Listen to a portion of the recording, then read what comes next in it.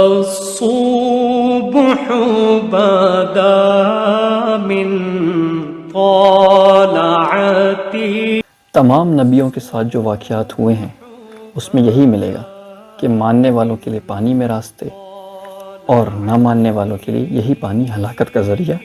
اللہ رب العزت نے اسباب جو بنائے ہیں وہ بنا کر انسانوں کے ہاتھ میں نہیں چھوڑ دیے، بلکہ اسباب بنا کر اپنے ہاتھ میں رکھیں۔ یعنی کہ اس کی مثال ایسے ہے، کسی کو اللہ پاک نے ہتھیار دے دیا تو یہی نہیں کہ وہ موت کبھی ہوئی ہے، یعنی کہ موت بھی اس کے ہاتھ میں دے دی کہ وہ جب چاہے کسی کو مار سکتا ہے، نہیں۔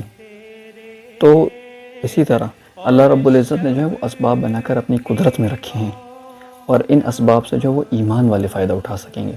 یعنی کہ اسباب سے بھی جو صحیح معنوں میں فائدہ اٹھا سکتا ہے وہ کون؟ ایمان والے۔ اگر ایمان نہیں ہے تو پھر اللہ کے خزانوں سے فائدہ نہیں اٹھایا جا سکتا، کیونکہ اللہ کے خزانے سے فائدہ اٹھانے کے لیے میرے دوستو کائنات کا یقین نکلنا شرط ہے۔ یعنی کہ کائنات ہے، اس کے جتنے بھی اسباب ہیں کہ یہ کروں گا پیسے سے روٹی آئے گی، ٹھیک ہے، دکان دے دی تو کمائی ہوگی، دکان نہیں ہے تو کوئی ذریعہ معاش نہیں ہے، تو یہ چیزیں نہیں کہ کائنات کا جو یقین ہے یہ نکلنا شرط ہے۔ جب یہ ہماری کائنات کا یقین نکل جائے گا تو پھر اللہ کے خزانوں سے بندہ فائدہ اٹھا سکتا ہے، اور اللہ کے رب العزت کی قدرت سے فائدہ اٹھانے کے لیے اسباب کا یقین نکلنا شرط ہے۔ یہ بات نہیں ہے کہ اللہ نے دکان دے دی تو اسے کمانے کی بھی قدرت دے دی، یا کسی کو زمین دے دی تو اسے اگانے کی بھی قدرت دے دی، یا کسی کو ہتھیار دے دیے تو اس کے استعمال پر بھی قدرت دے دی، یا کسی کو بیوی دے دی تو اسے بچہ پیدا کرنے پر بھی قدرت دے دی۔ ایسا بالکل بھی نہیں ہے۔ کتنے بے اولاد ہیں جن کی بیوی ہوتے ہوئے بھی بچے نہیں ہیں، کتنے جو ہتھیاروں میں پریشان ہیں، اور کتنے ایسے ہیں کہ جن کے پاس دکان ہے، دکان میں سامان 75,000 کا ہے لیکن قرضہ 2 لاکھ کا ہے۔ تو کیا ہے کہ اسباب کے ہوتے ہوئے بھی محتاج ہیں۔ یعنی کہ اسباب سے بھی مدد جو آئے گی وہ اللہ پاک کی وہ یقین والوں کے لیے ہوگی۔ یعنی کہ بات وہی ہوگی کہ اللہ پاک جو ہے دکان دے کر قرض دار کر دیں گے۔ تو میرے دوستو اللہ نے قدرت کسی کو نہیں دی بلکہ اسباب دیے ہیں، اور قدرت اسباب میں ہے ہی نہیں۔ جو یہ سمجھے گا کہ اسباب میں قدرت ہے تو وہ دنیا میں اسباب بنائے گا، اور جو یقین کرے گا قدرت اللہ کی ذات میں ہے وہ اللہ کی ذات سے فائدہ اٹھانے کے اسباب بنائے گا، یعنی کہ اعمال بنائے گا۔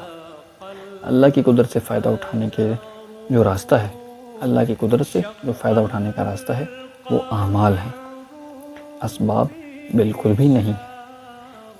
اللہ کی قدرت سے غلہ لینے کے لیے زمین بناؤں تو سیلاب آئے گا یا قحط پڑے گا، اور میں اللہ کی قدرت سے اولاد لینے کے لیے بیوی رکھوں تو بانجھ ہی رہے گی۔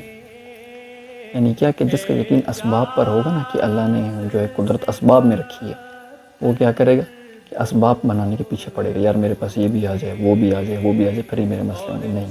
اور جس کا یقین اللہ کی ذات پہ ہوگا تو وہ ایسے اسباب تلاش کرے گا جس سے اللہ کی مدد حاصل ہو سکے، یعنی کہ جو اعمال اللہ نے دیے ہیں۔ جیسے ہم اس میں اپنی ایک ہی بات کو دہراتے آ رہے ہیں، وہ یہ کہ نماز پڑھنے پر اللہ نے کتنے وعدے کیے ہیں کہ 5 وقت کی نماز کا اہتمام کرو، رزق کی تنگی دور فرمائیں گے اللہ پاک، اور جس میں سارے مسئلے مسائل ہمارے حل ہو جاتے ہیں۔ آج کل اگر ہم دنیا میں دیکھیں تو ہر ایک کا جو بنیادی مسئلہ وہ یہی ہے کہ رزق نہیں ہے، روزی نہیں ہے۔ تو کیا کہ نماز کی پابندی پہ اللہ پاک اس کو حل فرمائیں گے، وجہ کہ وہ نماز کا یقین ہمیں حاصل ہو جائے، اور وہ بغیر محنت کے، بغیر دعوت کے حاصل نہیں ہو سکتا۔